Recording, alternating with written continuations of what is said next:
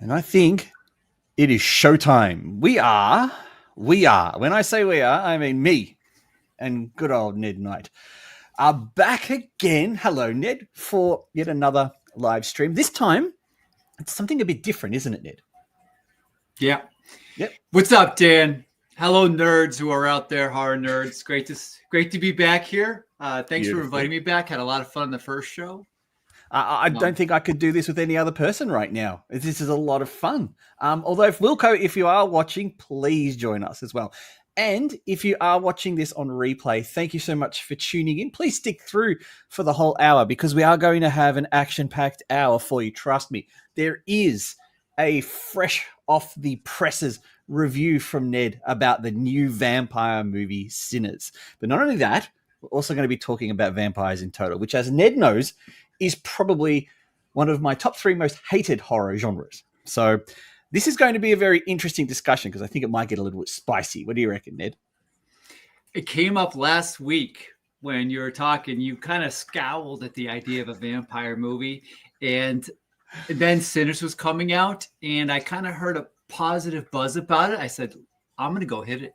And then we're going to talk about it. And I want to know why Dan does not like vampire movies. Why? So let's have it. Let's have it, man. What is it? What is it? I don't really know what it is, to be honest. Whether it is the how do I say this politically correct? The homoerotic don't say side politically of it? correct. Yeah, well, if it's the homoerotic side of it, which is really odd because there's most vampire movies I've seen a lot of boobies.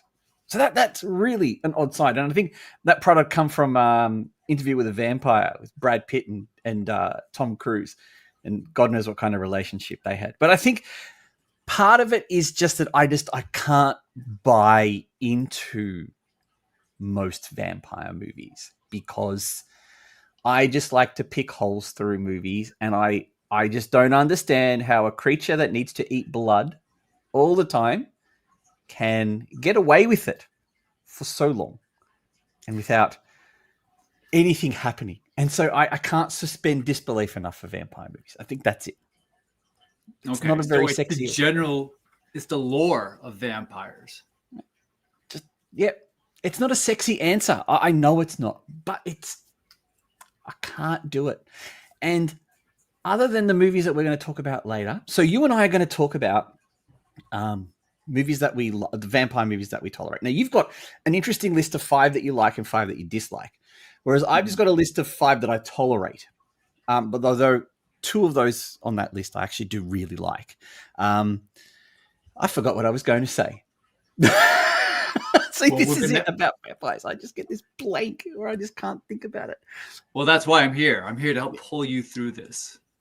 Well, I'm forcing you in these waters. And we're going to tread through it together, whether you like it or not. Yeah, I like it. So the thing about vampire movies are, in fact, all of vampire lores. And I was talking with a good friend of mine actually earlier today who, believe it or not, taught a course in vampire mythos. Why that is, why it's so popular, why it was even created. The original Dracula, of course, adopted for film Nosferatu back in the black and white movie days. And what did Nosferatu represent? In Dracula, there was the plague. So vampires are always metaphorical representations of some evil, some allegorical evil presence in the current time period that the author is creating a story about. And you said homoeroticism, so there is a lot of that. There's a lot of vampires representing the worst of humanity, or maybe indulgence of humanity that we shun. So pick your flavor for whatever movies you want to pick. And we can talk about some of these that's in our list of movies you tolerate barely, and some of my faves and some of my fails. I like your fails. Vampires are an interesting monster because the more I looked at these movies, and when we get to Sinners, I'll talk about it similarly. Not all of them are that scary. They're more of character tales because vampires, they're complex. Like you can have conversations with them, and it depends upon how the movie portrays them, of course. Some portray them as total ravenous creature, mindless monsters, all the way to, as you said, Lestat from Interview with a Vampire, who is complex, and the author wants you to sympathize with them and everything in between. So I think that's why I like, that's the appeal of vampires movies to me, but it depends because some really, really are awful.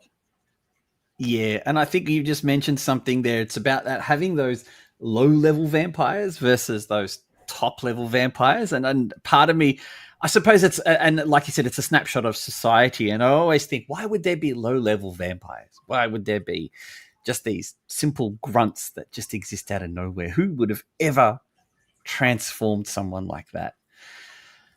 They're society. That's what a lot of movies portray them as, societies. They're undercurrents, right? They are the forgotten. They're in the dark. They're either the spiritually devoid, or they are the who we want to be in the shadows. You know, when the sun comes out, we have to be regular people. Yeah, except we have to live inside and not go out into the sun. Look at me. I look like I've been in the sun. I'm as bright pink as anything. I could never be a vampire. Ever. Although it sounds like a cool profession, to be honest, and I like to see how some of them amass their fortunes. Right. Well, I mean, like take a page out of Highlander, the immortal. He becomes a collector. Well, true, but you know, at what taxes point must be a bitch. I'm just thinking, at what point do you go to the same, antique dealer after a while, and he looks at you and goes, you know what, you haven't aged a single thing in 40 years. At what point does that not start raising alarm bells?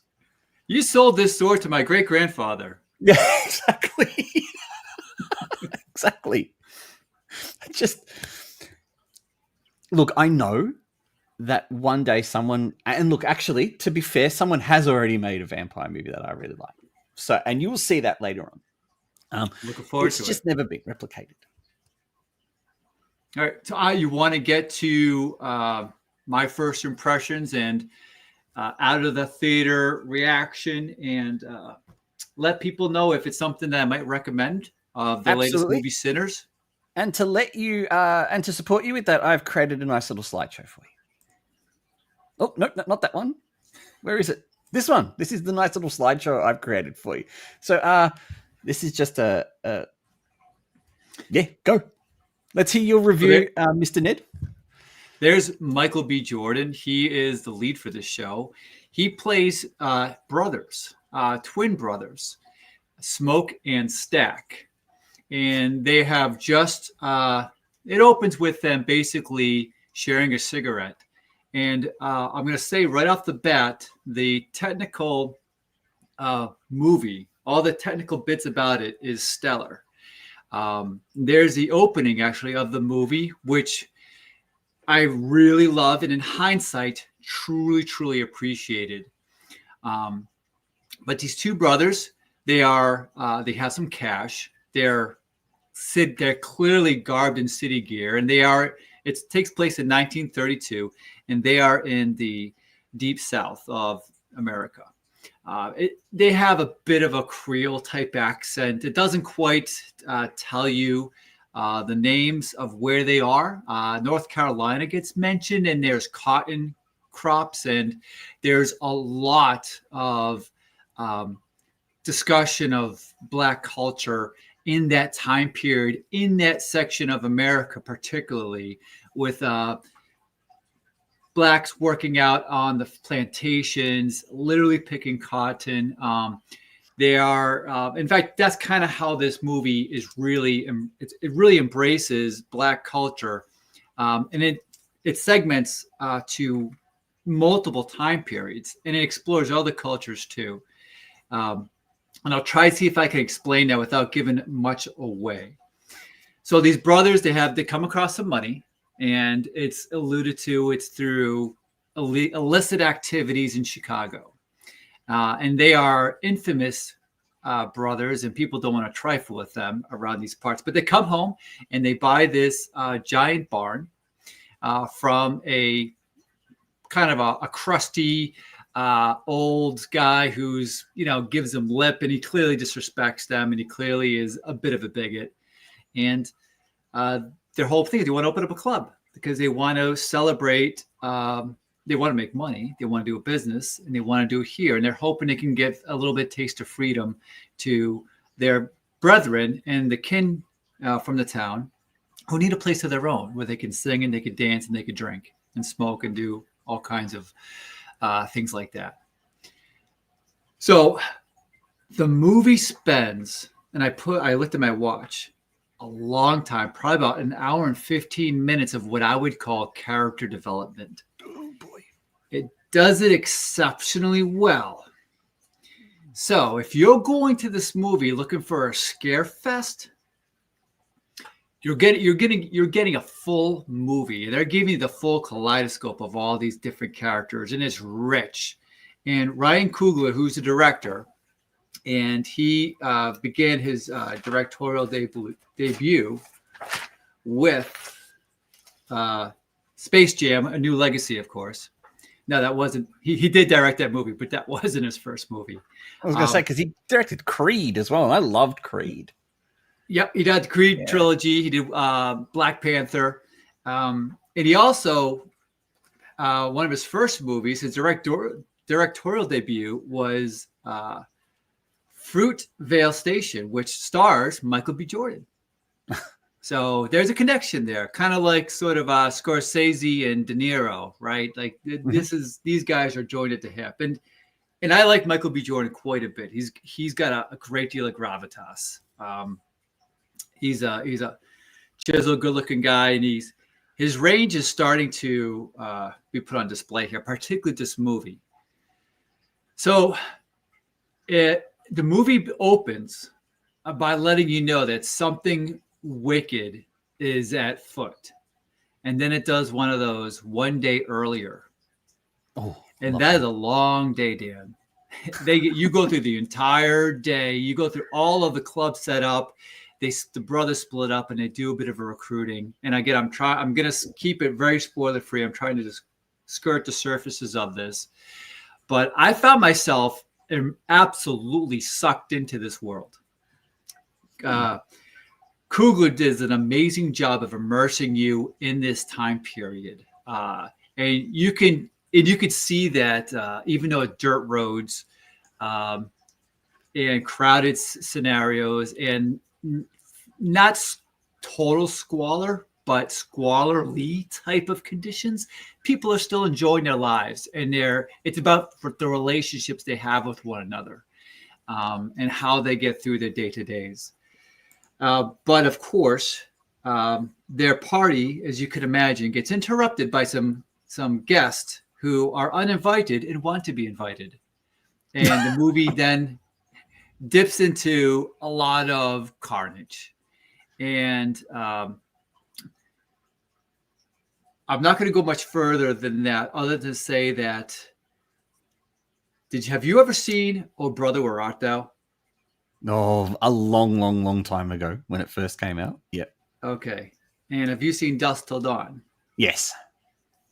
So combine those two movies. Yeah, all right. This movie has a lot of music. I was not ready for it. And it's not a musical. It's just below that line. But the music is really, it struck a chord with me, pun unintended. So I recommend this to anybody who is into seeing a period piece movie.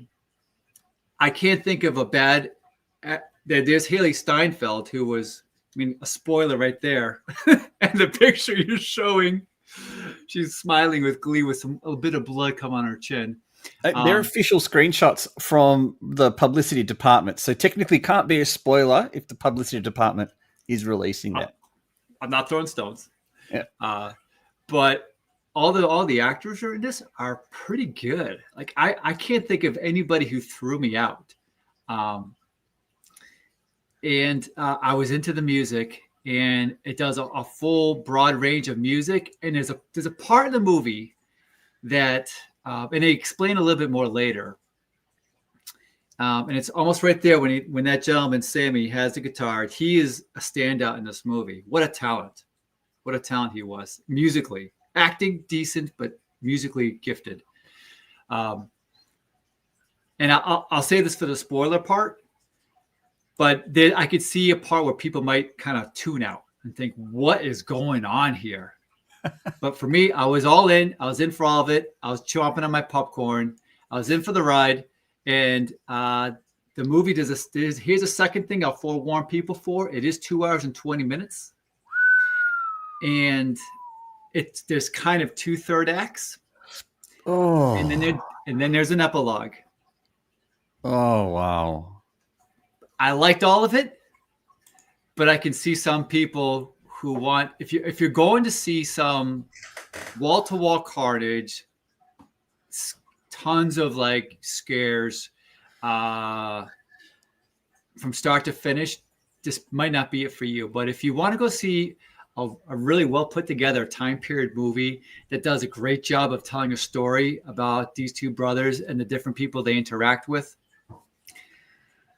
and have to deal with a calamity towards the end of supernatural nature, and there is a tiny bit of explanation of why that occurred, which I appreciated. I recommend going to see this. I do. And if you like Oh Brother, Where Art Thou, and you like vampires, what are you waiting for? Buy a ticket. 2 hours and a half, 2.5 hours is long though. And I think I got that idea from you when you said the first hour and 15 minutes was world building. I thought, God, how long is the film then? I do have a question for you. Why is it called Sinners? Is that a spoiler? I don't think so. So it opens with a preacher man talking to his son, and the son has a guitar, and he wants to go and play. And the preacher basically goes on a tangent of how you want to play the devil's music. You want to be in an environment where people press flesh up against each other and ride their bodies when, the Lord can give you all he needs. That's what you should be seeking. That's what you should covet. Aha. And it's about, Okay. it's really about this guy, Sammy. He's the one who goes through the journey in this movie. The brothers are already well established, even though the brothers are the main protagonist of it. But Sammy is probably he goes through the hero's journey, if you will. And he has to, at the very end of the movie, there's a turning point where he needs to decide who does he want to be. So how vampire-y is it? Okay, so it's extremely vampire-y. Okay. Yeah. It's just, and when it comes, it's well apparent when you're about to go, okay, here we go, we're about to get into it. And you kind of get teased with a little bit, and they give you a little bit of that vampire stuff.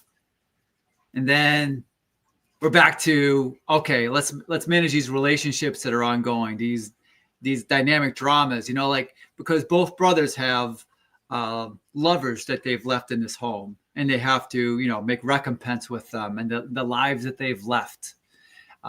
So then that happens, and it keeps that stuff at the forefront and fully present, which I liked it. I did. I was in on it. And then the third act is just a vampire palooza. All right, good. All right. So full on carnage then. Are we talking lots of blood and gore? I would say it's typical R-rated vampire blood. There's a bit of gore. So your R-rated is different to my R-rated though. Yeah, I would say, it's no blood to the count of Tokyo Gore Police. Okay. It's nothing that I think anybody who might be interested but might be timid, I believe you could tolerate it. That scene right there with Haley, that's probably about as gory as it gets. There's a couple of makeup effects, but nothing like Night of the Living Dead. Dawn of the Dead, where they're tearing open people's stomachs and whipping out intestines or anything like that. All right. So was there any CGI in it? Well, there would have been. 100%. But I mean, Dan, this was a technically sound movie. I, Beautiful. I wanted to know what the budget was for this because it was a rich, lush world, and I was there for it. And like I said, the music. I mean, there was some parts where I was getting into it. I'm like, oh, where's the second verse? I was into that song. Looked at visually, just looking at the screenshots that are there, it certainly does look like it has a very unique style to it, and that's probably something that's very exciting to go watch in movies like this. So you're fairly fresh from the cinema from watching this. How packed was the cinema? What was the overall reaction that you could tell? So, and that's a good point to bring up because I was thinking about this on the way home. I thought, I'm realizing how difficult it is to try and unpack a movie fresh out of the theater. Very, very hard. Always giving it a day, letting it digest, and then reflecting on it. What's the memorable parts? That's typically when you're really like letting the movie marinate is kind of when you get that first, okay, this is probably really what I feel about this movie. When I bought the ticket, I was the first ticket to purchase there, but that was yesterday. When I got there, there was about 15 other people in the theater. I mean, again, it was an earlier showing, so it would have been. I get it. It's a Thursday, and I was downtown in the city. It was a beautiful day out, so I could see a lot of people not packing in there. I have no idea what it's going to do for a box office opening weekend. But in terms of the reaction from the people, there was like 2 or 3 moments that I laughed out loud. Not knee slapping, just like, you kind of chuckle out loud. And I heard some other people laughing as well. So there's some good response to the parts you were supposed to respond to. And then I actually got up during the first credit roll and no one else moved. Oh. So I stayed. And thankfully, I was able to make the epilogue. Yeah. The epilogue then kicked in. So it was good. I was probably the first one to leave, only because I had a train to catch. There's I can't remember whether it was a cinema here in Australia or if it was a cinema in Hong Kong that would have a list of all the movies that had post-end credit sequences to make sure that people didn't leave beforehand. And I'm pretty sure it was in Hong Kong when I was there. The cinema had a sign out front so that people wouldn't up and leave, because I'm guessing a lot of people started to complain about all the Marvel stuff when put your lengthy links back to the next movie. But when you say epilogue, are we talking 10 15 minutes, or are we talking just 2 or 3 minutes to wrap up the film? It was probably 5 minutes, maybe even that's a decent 7. size. Yeah, it was a decent epilogue. Yeah. So your rating, and this is fresh for you. You've last week you refused to use my ghost rating, so this week you've had to come up with your own. What are you giving it as a rating, and what is your rating level? Okay, well, I hadn't quite prepared that ranking. I was going to use the poop rating for movies I didn't like. Yes, so this would fall under the poop emoji rating, but I'm going to give this a recommend. I'd probably score this a good 7.5. Yeah. And I'm going to have to sleep on it because this is a movie I can definitely see myself watching again, because I do love Oh Brother, Where Art Thou? And there's enough meat on that bone, this movie Sinners, that I would really enjoy watching again. And believe it or not, it probably wouldn't be for the vampire bits. Take that for what it is. That's why this is a really hard movie to relay. But that's why we had to preface with what is a vampire movie, because a lot of vampire movies aren't really necessarily scary. They're really about building these characters. And this movie falls right in that. I remember leaving the cinema after Ip Man 4 come out and thought I would shoot myself doing a movie review of it. Like, you're talking like an hour and a half after the film finished. And I watched the video back. It's 20 minutes of incoherent mess. And I've done the same. I've watched a bloke on YouTube do a review of Bad Boys for Life.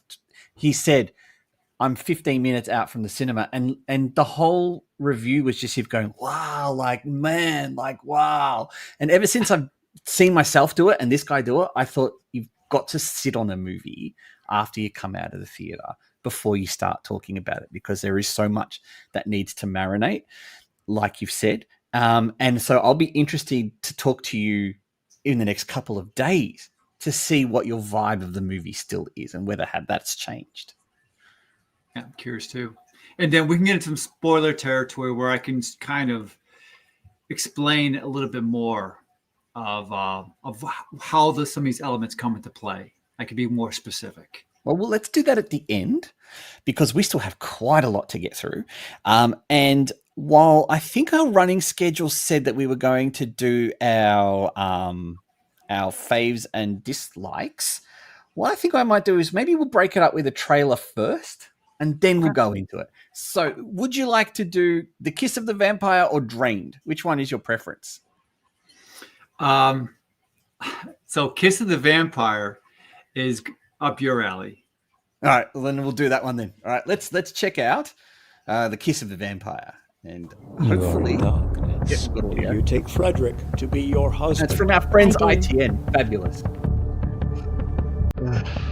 Do people really live out here? Who is that? That is a painting from a long time ago. He looks like you. I don't know what I'm doing here. What is this place? I'm a vampire hunter. I kill vampires. Imagine meeting someone down the street. Child, no? Carrie's child. You are in a grave danger. I said to the vampire hunter, we tried to tell people what I do. You will be Nosferatu, vampire without illness or death. Your husband is a vampire. His curse is strong. You know it's true. You do we choose between what is good This is ridiculous. and what is evil? Sorry. It's utterly ridiculous. You are in a grave danger. He has her. I do like some of these visuals, though. We are eternal. We must kill them now!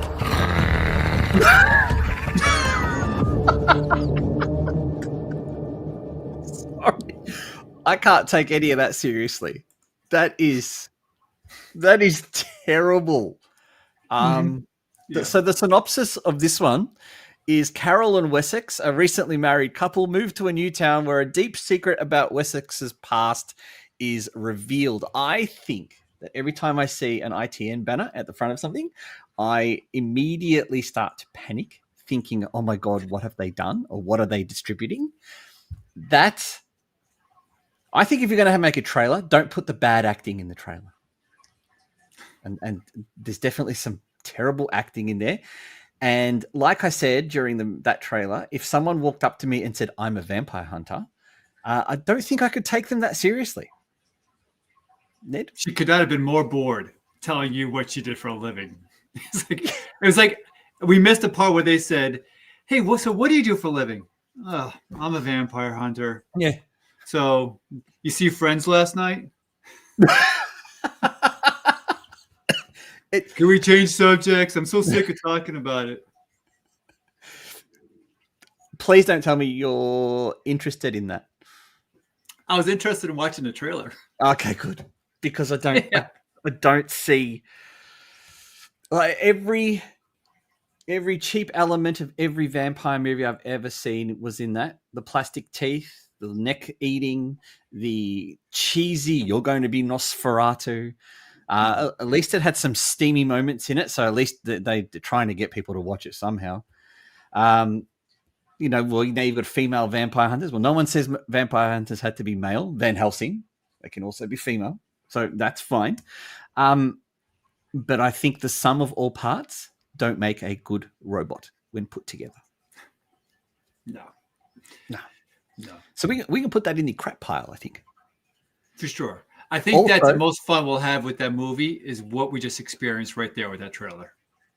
Oh, absolutely. And also because it's British. So instantly I just write off a British horror film straight away. Oh, well, the next trailer is Awful. British also. Which one? The next one's also British. No, is it? It is. At least the next one has already been out. So that one is yet to release, Kiss of the Vampire. At least the next one we're going to look at was released a couple of months ago and actually has a half-decent rating from what I've seen of it. Well, let's save that for later. Yes. So let's get into this fun part. I do like this image, by the way. Do you want to explain this image first? So I'm a guy from the 80s, and I fell in love with horror. The same time I fell in love with Godzilla because I would sit in front of the television set on a Saturday afternoon and watch Creature Double Feature on channel 56, which might give an indication of, to some people, whereabouts I live. But it was either going to be a Christopher Lee vampire movie, Bela Lugosi, or something from the Philippines. Because they like to make a lot of cheap movies back then, especially in the 60s, 70s, and 80s. Lots of exploitation films and such. Or I was getting Godzilla, and I was watching a Japanese man in a sweat to death in a giant rubber suit, stomping around cities and screonking, all day long. So that's pretty much it in a nutshell. This is what I love about cinema. I like monsters. I like camp when it's camp. I like movies that know what they are. I like camp too. I think you know that I do like camp, and I'm just curious. You like camp more than I do. Very true. You had a TV channel that showed these movies during the day? Yes. Yeah. Creature Double Feature. I got 2 of them back to back. I didn't know what I was getting. I just sat down and watched it. Whether it was about some flying bat boy or it was about, Godzilla, taking on King Ghidorah for the 100th time. I didn't care. I just inhaled it. How fun is that? Usually afternoon time slots in Australia are relegated to only G programming. So you'd never get that over here. That is very cool. Very cool. But let's check this out. So this is what you classed as your 5 favorite vampire films. So these are movies. I'm not going to tell you that these are the best vampire movies. And it looks like they're all here on display. I was going to tease them one by one. But it doesn't matter. We'll get through them quicker this way, which is fine because I do want to get to that other trailer. And I want to get to your list too. I'm anxious to hear it. I don't know it. But these are movies that I thoroughly enjoyed. Daybreakers is a movie with Ethan Hawke and Sam Neill. It's a movie. The reason why I like it, Willem Dafoe is also in it, is because it does, it builds, it tells a different story about vampires, about a society of vampires where it's kind of science fiction, where the population is mostly vampires. And like you said, they had to figure out how to keep on surviving, how to keep on living. And they're trying to, and they're more of a civil society of vampires, if you can kind of imagine it. They have to work together, and they have to, keep humans alive. It takes some swings, which I really liked, but I just like the effort with it. And I thought that, Ethan Hawke, he's pretty good. Sam Neill gets a little hammy, as Sam Neill sometimes does in movies. But I really enjoyed it. I saw it in the theater, and I walked out and said, hey, they did what I was hoping for. I'm pretty sure I've seen this film. Yeah, I mean, it's Oh my God, I think it's filmed mostly with like a blue lens back when like people weren't like flipping around with color lenses back then. Why does it have so many Australians in it? Oh, you tell me. Claudia Carvin and Vince Colosimo. Why does it have so many? Jay Legalia. Was this filmed in Australia? It must be. A heavy Aussie cast. By the way, Sam Neill is not an Australian, but heavy Aussie cast. I didn't see a single dingo or kangaroo in the background. Yeah, but it says it's the year 2019. That was 6 years ago. There's no kangaroos left back then, so yeah, that's fine. Yeah, they're all vampires too. Haven't you seen The Red? We're going crazy. Is that kangaroo a vampire? Because I'll watch it. It was something. All right, tell me about Stakeland. So Stakeland is if you wanted to make a vampire movie combined with sort of Desperado. It's basically got like two buddy vampire hunters in it. It's just kind of a fun popcorny type movie. The vampires are all kind of just exactly what you'd get, run-of-the-mill vampire types. You know, there's a big bad, but they play like the buddies like Reggie and Mike from Phantasm, from those series, where they get out there and they know what they have to do, but they still find themselves always getting into hot spots. But there's a Stakeland 2, which is not as fun, but it was just a fun turn off your brain type of movie. Now, can I just point at the female cast of this movie? You can point at a female cast anytime, Dan. Well, first Kelly McGillis. Okay, so that goes without saying. But Danielle Harris from Halloween 4 and 5. Well, that's how I lovingly know Danielle Harris from Halloween 4 and 5. Mm-hmm. And then Marianne Hagen from my absolute all-time favorite Halloween movie, Halloween 6. My buddy Keith is going to have words with you about. Yeah, the only person in the world that loves Halloween 6. I guarantee it. I mean, it beats the last 3 movies. Any Halloween beats all the last 3 Halloween movies that came out. Moving along, Fright Night. Yeah, please tell me you've seen Fright Night. I have. This is one of the 2 movies on your list I've seen. Okay. It's the very best horror comedy blending that I think I can point to. It goes through the whole lore of vampires. It's, you know, the story, you know exactly what's going to happen in the movie, and you're here for it. And the way they do their Van Helsing, he's a TV character who says, like, I play a Van Helsing on TV. What do you expect of me? And, you know, and he gets thrust into the scenario, and he just, you know, and he what he's going to do. He's like, well, if I can act it, I guess I can do it. But it's a delightful movie. The next one, Lost Boys, one of the quintessential movie of the 80s. If somebody was to tell me, hey, tell me what the 80s were like in movies. Like, don't tell me a single thing. Just make me watch 5 movies. This would be one of them. Absolutely. This definitely gets towards the later half that kind of led into the 90s. This gets close to the grunge portion of America in the 90s with these rebellious Generation X types that you and I are a member of. We're Generation Xers. And it's got just a star-studded cast, all of them in their prime, with Kiefer Sutherland, Jason Patric, the Coreys, Jamie Gertz in her peak, Diane West as the mom. She's just so, like, on point.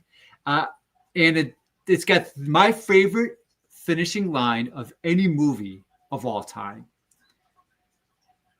When the grandfather basically kills the last vampire by crashing through the living room out of nowhere with his truck and sending these giant stakes through him and pinning him against the wall, because the family thinks that Jason Patric and Corey and his mom, they're huddled together ready to die.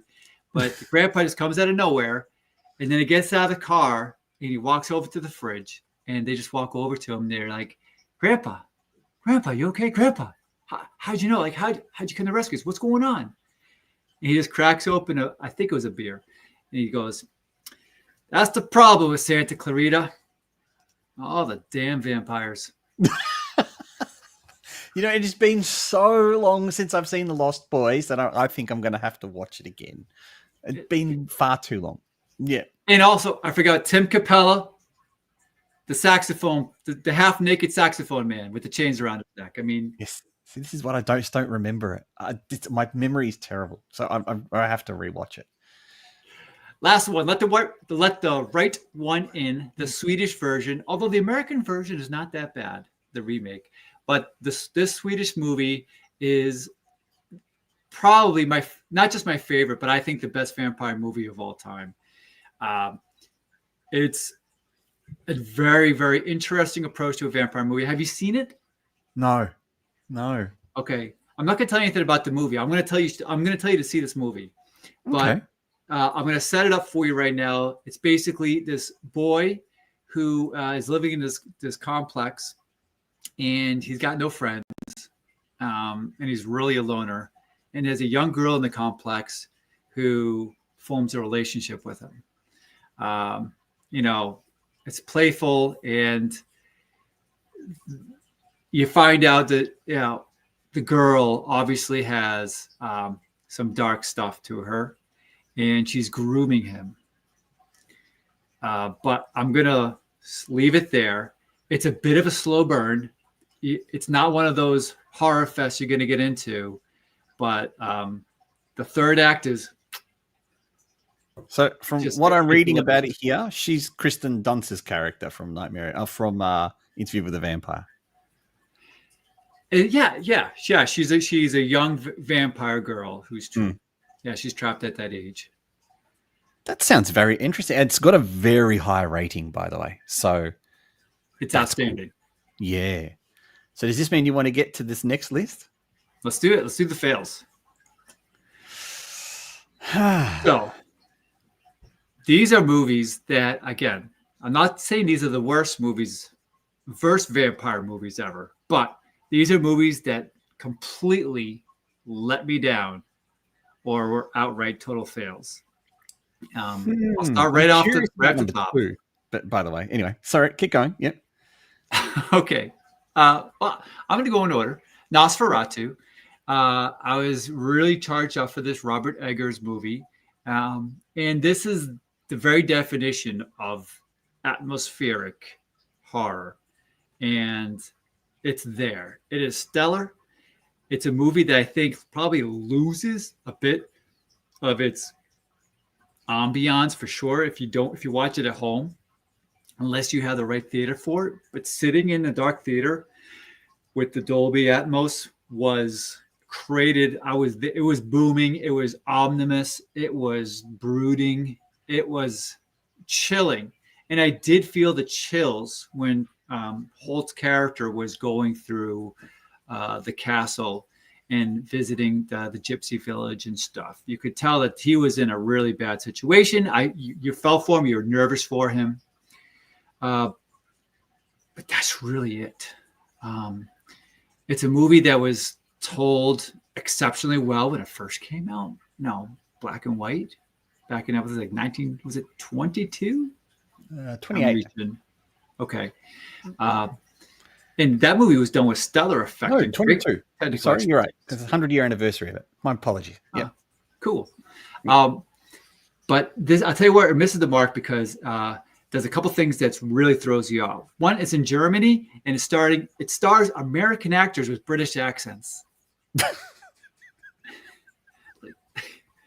If they put German actors in there with subtitles, I would have loved it. But that was a choice. Yeah. Or make it in England. And the big elephant in the room here is Lily Depp. Oh, she was not good. Some people might say she was amazing, but she went from minute one, from go. She was like full spasm, steroids, hyper. She was dialed up to 11 every single scene she was in. And we just got like enough of this. But that's my feel on it. I know my buddy Keith, he says he can't even get through the movie because he finds himself being bored with it. And I'm on Keith's side. I tapped out about an hour into it. Just couldn't do it anymore, which is a real shame because it's Peter Skarsgård plays Nosferatu, doesn't he? Yeah, he's starting to be typecast as these method character actors. A bit like Vincent D'Onofrio from the late 90s, where Vincent was never playing Vincent. He was always playing a different character. I get this feeling that Peter Skarsgård's just always going to be the next monster in a costume, and he's never going to be himself. I agree with Lily Rose. I couldn't stand her character at the start. She seemed needy, wanty, and very fucking annoying. And I think there's a bit of a waste of Nicholas Hoult. I don't mind him, but he looked too young for the role, to be honest, which he's not a young actor, but he felt too young for the role. And I couldn't make it past the first hour. So, yeah, I'm with Keith on that one. We're in agreement. Fright Night 2011. I only skipped one. You've skipped from Dusk Till Dawn. Oh yeah. So I like Robert Rodriguez, and Desperado was among one of my favorite movies. Mm-hmm.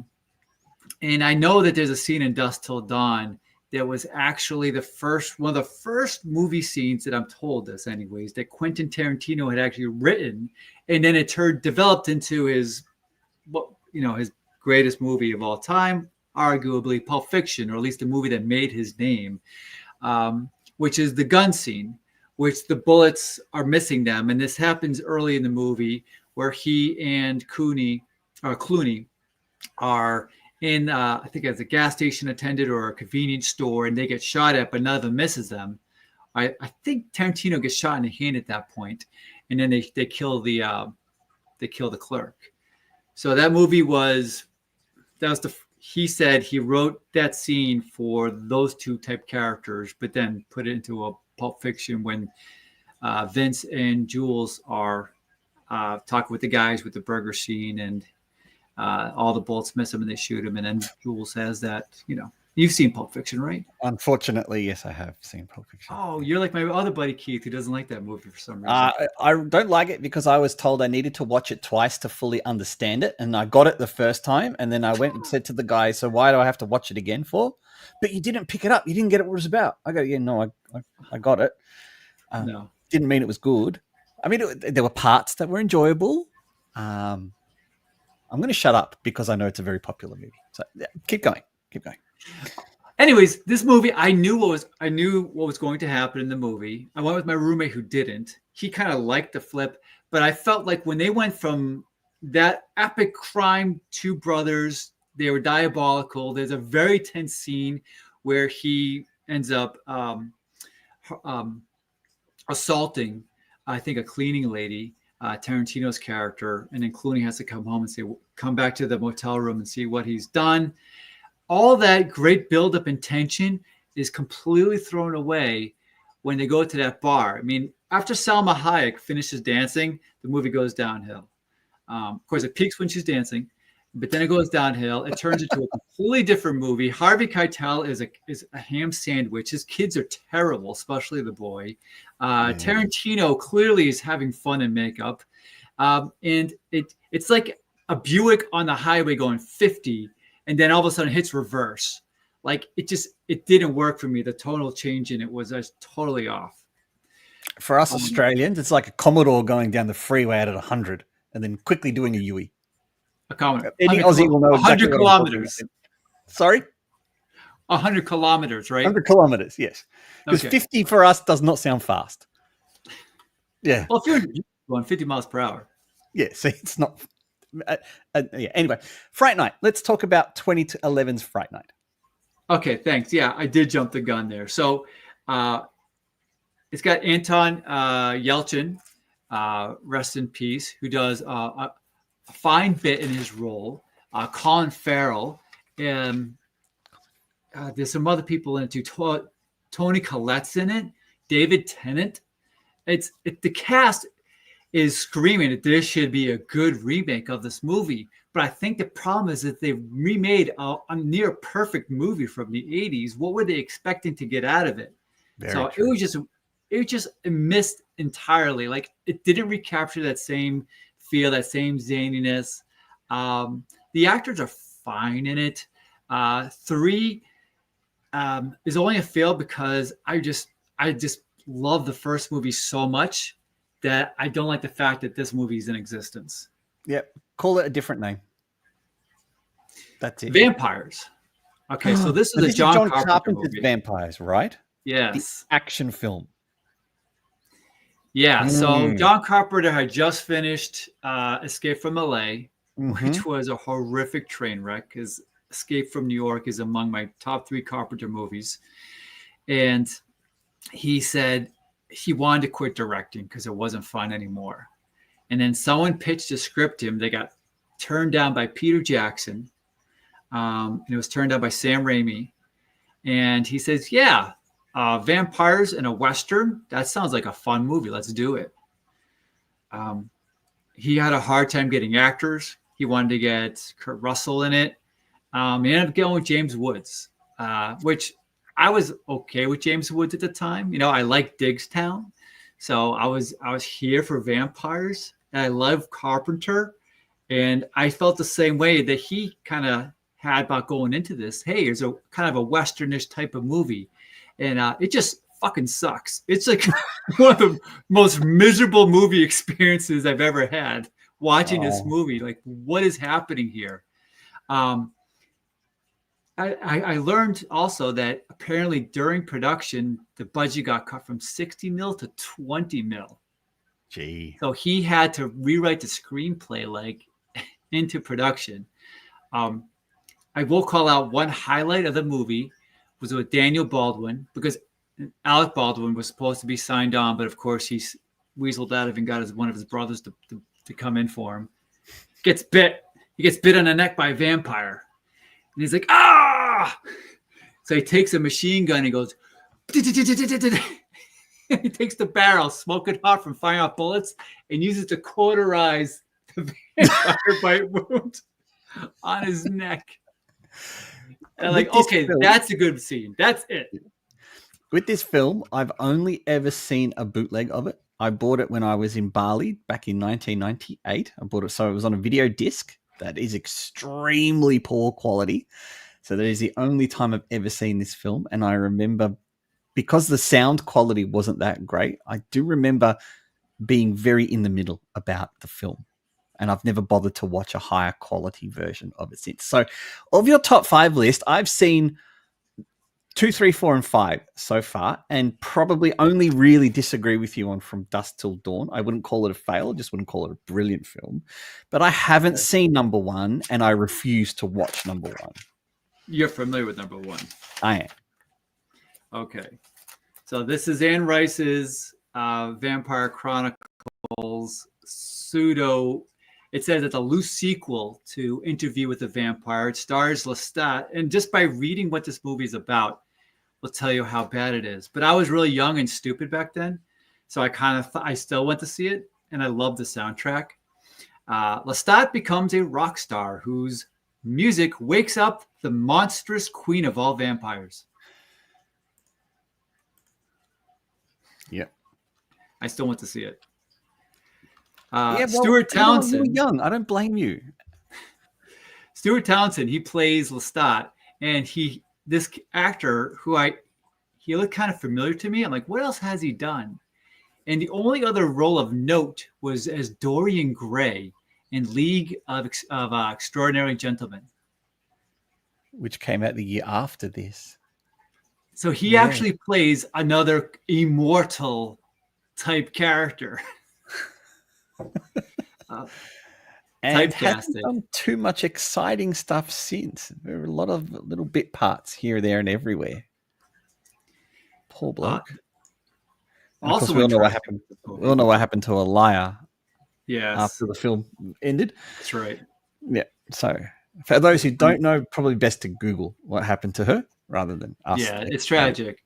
Yeah. She was a really good singer, R&B star. She's not a good actor. No. Sorry. No, and well, that was part of the reason I want to see it. I didn't want to see it because it was a faux sequel to Interview with a Vampire. It decided all of a sudden to do the whole focusing on the female. So it was essentially 15 years ahead of its time, because as we know, Hollywood's all gone all gender and race swapping with everything now. So it was essentially 15 years ahead of its time with what it was trying to do. Then, no, if they made it today, she would have ended up being misunderstood and been the hero.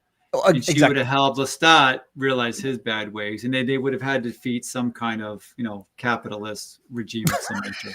Yeah, I would hate to see what it would be like today. But then the casting of an R&B singer who at that stage, I think had only had 1 or 2 records. So it was kind of, let's push this up-and-comer into something that really is out of her comfort zone. And none of it screamed exceptionally exciting. But it has a high user score, which is really odd. So it must be a recent addition, this user score, because definitely when it came out, the scores were not this high. They're rating for the music. And the must soundtrack be. is outstanding. Yeah, absolutely must be. All right. So are you ready for me to hit you with my top 5? I need to know. What movies Dan is okay watching. You're going to laugh at this list. Is there such thing as a good vampire movie? Yes, there is. I wanted to answer that question. There is. I'm not necessarily saying that these 5 are. Although you and I agree on one of them, which is the original Fright Night is, like you said, a very funny comedy horror that uses a character as a character in the main part of the film. And what I love that, like you said, I love it when the 2 boys approach him and he's like, hey, I'm an actor. I can do this. Like, that's what I loved about the film. It is a great comedy horror, but it is also a fun vampire film. So looking at it from left to right, Rigor Mortis is the film that I told you about is only vaguely considered vampire-y, and that's only because this guy moves into an apartment block where there is a guy who hunts and kills vampires. But Rigor Mortis is a Hong Kong horror film by Juno Mark that is absolutely fantastic. And but the vampire element is tiny. I was really struggling for this list, by the way.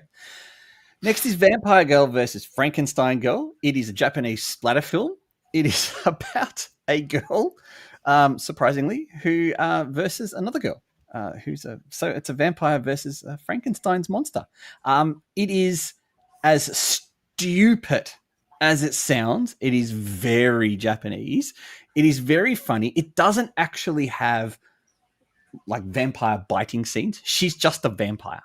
So it's and probably why I like it. It's just silly. Then you'll see the original Nosferatu in the list. And this is the oldest movie on either of our 2 lists. And I meant to ask you why all your movies were from 80s upwards or 90s upwards. Nothing really older than that.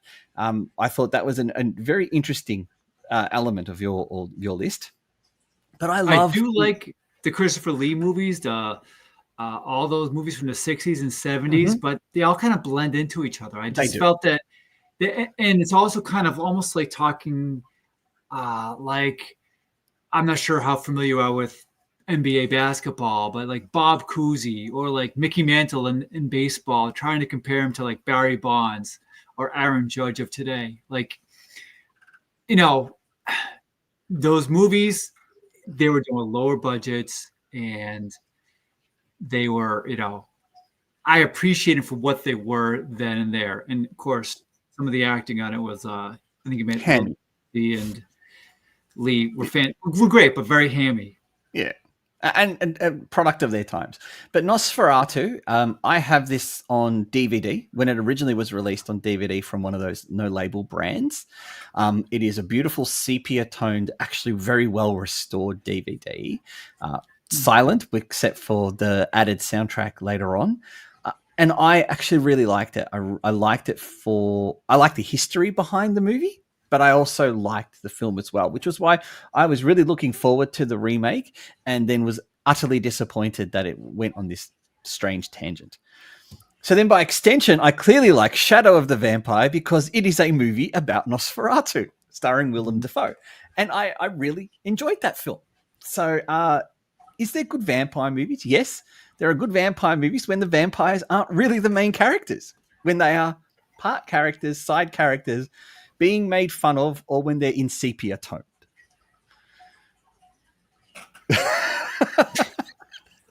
I like Shadow of the Vampire also. That was what, when he's sepia toned? That's what Nosferatu is. It's not black and white. It's, you know, copper and white. It's a beautiful, beautiful film, actually. Yeah. And look, I can't go past Shadow of a Vampire only because it shows Willem Dafoe really trying to method act as Max Schreck, whose method acting is Nosferatu. It's kind of a movie within a movie, which it is. It's a movie within a movie. Very similar to what's the Ed Wood. I love the movie Ed Wood when, you know, it's that world within a world. And it's good because it came out at the same time as Ed Wood. They're only a couple of years apart, these two movies. So there was a nice little like Yeah. era of Homage Hollywood. to noir movie Yeah. monsters and such. Yeah. Yeah, when we still could say that Hollywood was still fairly original, because I look at Shadow of a Vampire and still think that's an original film, regardless of the fact that it's trying to tell the story of Max Schreck.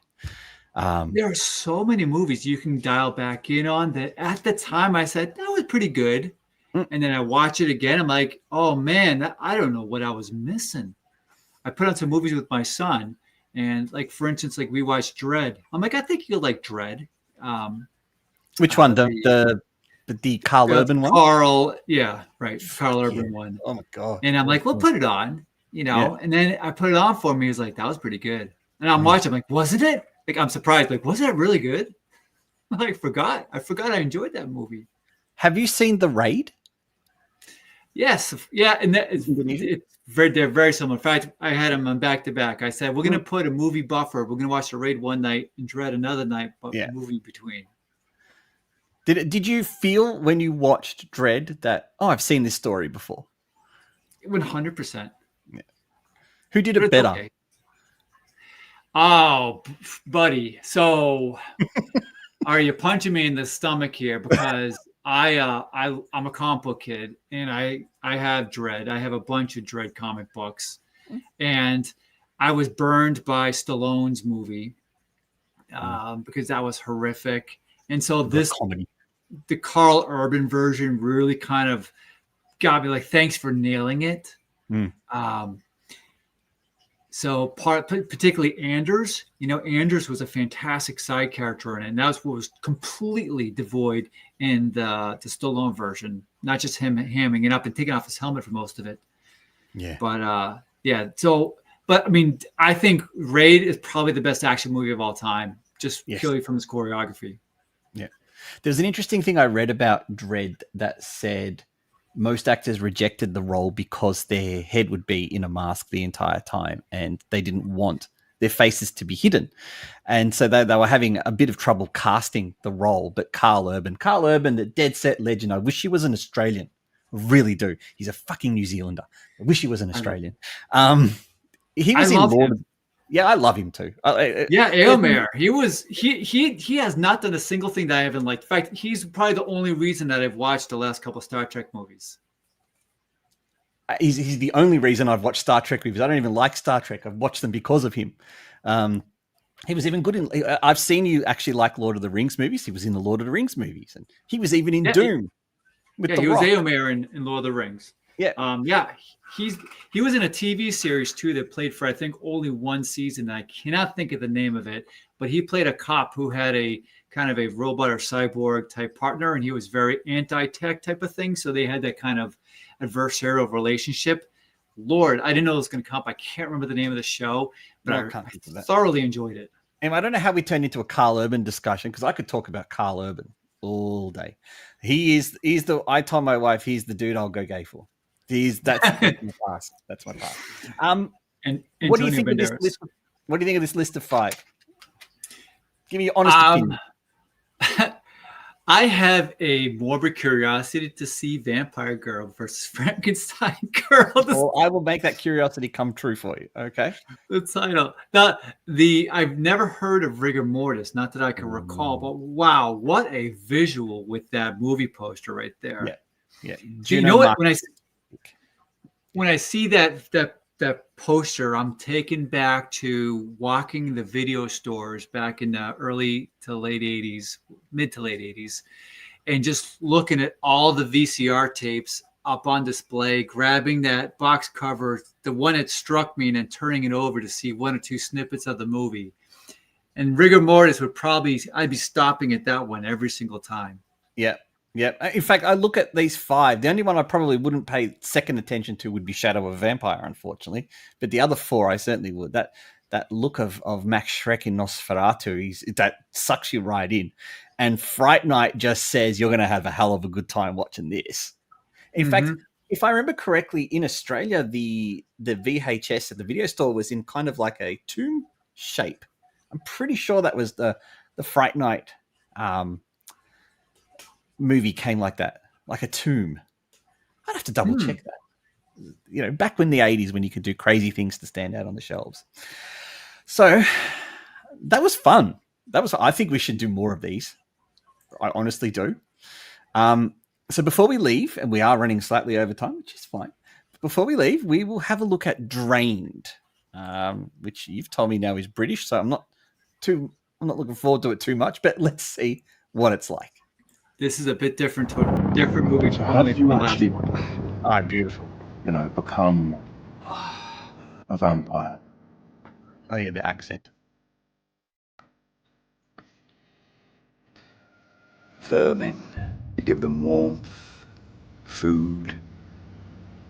They never leave.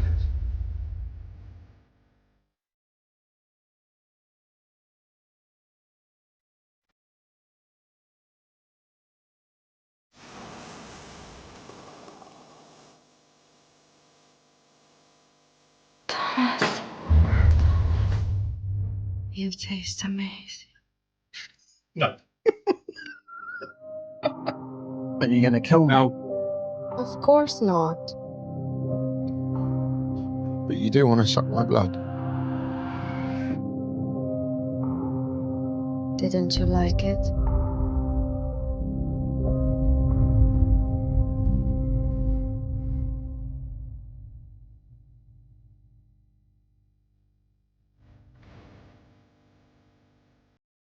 Thomas, something's not right about that girl.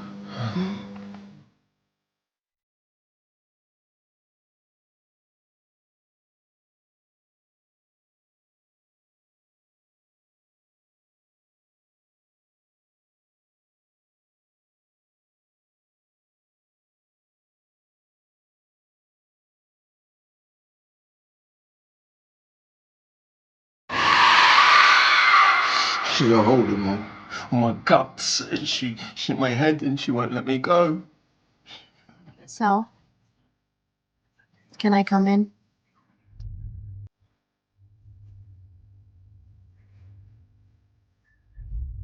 Damn.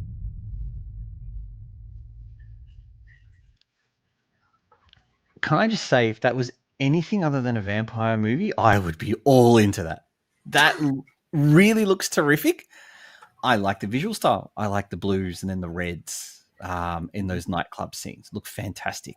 And the trailer actually built up a really interesting storyline. So kind of like an abusive style relationship between the two of them. And in fact, it says here, unemployed artist Thomas is captivated by the alluring Rhea, who conceals her vampire nature. Their intense affair takes a sinister turn as Thomas becomes gravely ill. That plot actually does sound really good. That actually really does. Yeah. I'm interested. It's a good little take on it. Just like, I mean, again, with all these vampire movies, it's an allegory for something. And I like the spin on this. I like it that it's a guy who just, he's alert, because vampires are sexual creatures. That's obviously another big, huge part of their mythos. They're kind of like sort of succubus in a way, their nature. Their take on that sort of, what if a demon was combined with a human? And you can tell, like, he clearly can't, he's in it. And there's only one way out. I mean, talk about a bad breakup. Very true. He's got only one way to get himself out of that scenario. Yeah, well, yeah. But has she turned him yet? He might not be able to. Yeah, no, you're right. The allegory there does seem to be abusive relationships, and it's flipped on its side from the male to female to male, and yeah, that actually comes across quite strongly in that trailer. So whether the whole movie can put that all together, my only hope is that my only hope if watching that movie, it doesn't. I don't want it to play out. I don't want to know what's coming. I want it to have something that surprises me along the way. That'd be my only hope for that movie going into it, because I'm in on the premise. I like the trailer, and you can see how it's going to develop. Like, you can sort of understand what the first two acts are going to be like. And I hope it's got a creative third act. Are you not like thinking a dusk till dawn switch around. But Well, no. But are you thinking the trailer might have given something away? So I mean, you saw the police, you saw the SWAT team, you saw there's another gentleman involved who's being, and who's in peril. The family's concerned with him. It's obvious he looks like a druggie, a drug addict. So that's where the allegory comes into play, right? He's got a bad influence who's causing him to do bad things. Yeah. And how he gets out of it. I would like it to be a little bit supernatural towards the end. And not overly melodramatic, but who knows? I was going to say maybe that vampire hunter from Kiss of the Vampire might make an appearance and help him out. Okay. I would watch it tonight if she was in it. Well, I think according to what I'm looking at here, you can watch it on Amazon Prime. Is that Amazon Prime or is that Google? I don't have my glasses on, so I don't know whose logo that is. It says Google Play. It says it's on Google Play. So apparently you can watch that already. At least here in Australia, you can. Hold on. There was more options. Amazon and YouTube. Well, there you go. Cool. Yes. If I click this list down to the US, because that's where you are, what are your options? Well, even more. Hoopla. Do you know what Hoopla is? I think it's like a Tubi-ish. Yeah, well, it says that's for free on there. Apple. I don't know what that is. Fandango, Microsoft, and Spectrum On Demand. I don't know what the hell any of that stuff is, but anyway, Spectrum's a cable company. Ah. And I gave up Apple. I turned off my Apple subscription after 2 episodes of Monarch. I don't know what that is. What's that? Monarch is about the organization that tries to keep the world safe from Godzilla. Why would you want to keep the world safe from Godzilla? Is that what King Kong's for? Godzilla's keeping the world safe, people, okay? That's what I think. You're watching Japan knows Godzilla comes and keeps the world safe from environmental calamity. Can I admit something too? I actually do like the Godzilla versus King Kong movies. And I think it's because... Sorry, you do or you don't? I did too. I'm not a huge legendary Godzilla guy, but I did have fun watching Godzilla versus Kong. You can laugh at every single human piece of dialogue in the entire movie, but I did like when they got into it. I put my like of the film down to the fact that I'm not a fan of either of the two movies. It's exactly the same reason why I actually enjoyed Batman versus Superman. So I'm not a fan of any comic book movie. So I just look at them as two characters and I'm like, I enjoyed this. Same with Shin Ultraman. Have you seen that? Do you know Ultraman? No, I know Ultraman. Yeah, for sure. So they made Shin Ultraman. So Shin in Japanese just meaning new. And it is a comedy. And it is an absolute piss take of the Ultraman. And it's like they've taken an entire series and stuck it into a 1.5 hour long movie. But they've made it so that people like me who have no idea can join in on the fun. And it is so much fun to watch. Whereas I've seen Ultraman fans dislike it immensely because of it. So see that. I'm just one of those people that like stuff that people don't, unfortunately, which is why I don't like vampire movies, but my friend Ned does. I do. You want to? Are we running a little bit longer? Or do you want to kind of hear some more meat from the bone of sinners? I do want to hear the meat from the bone of the sinners. So let me know what are the spoil. I'll give you 120 seconds. Okay. There's a lot of sexual, not just undertones, but a lot of intense, like, no nudity. There's no boobies in it, but there's definitely getting it on occurring in the movie. But that's part of it. It's part of these relationships. So when the Sammy grabs a guitar and starts playing, they talk about all the different musical heritage and all the spirituality that comes with music that has come from ancestors and passed on just through, the spirits, because the movies are about vampires essentially. I think the word vampire gets mentioned once in the movie, maybe twice.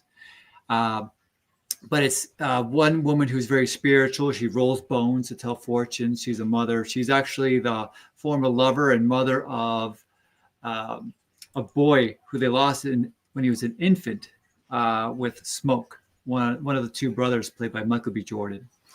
And Stack is the one who's actually had a fling with Haley Seinfeld. So they lose a son. And then there's a little bit of that in the movie where he is remorseful about it. And it has a good finality to it with that second, third act. Because if you might imagine, one of the brothers, of course, gets turned into a vampire. And the theme is they want to be invited in. They want to be invited into this party. And the three people who first come and court them, they're singing a song. They're a folk band. And the thing you have to kind of buy into with the movie is, like, hold on, that guy just showed up on these two other people's doorstep, got himself conned in, and killed them both. And now all three of them are syncopatic. And they're all singing perfect harmony like they've been playing in a band forever. And then the movie starts to relay itself, saying, oh, you don't know, when I bite him and they become a vampire, we now share the same exact thoughts. I know everything about him and he knows everything about me. And there's a scene where all the vampires are gathered outside and they're having a bit of a river dance. Yes. And they're singing this Irish ditty.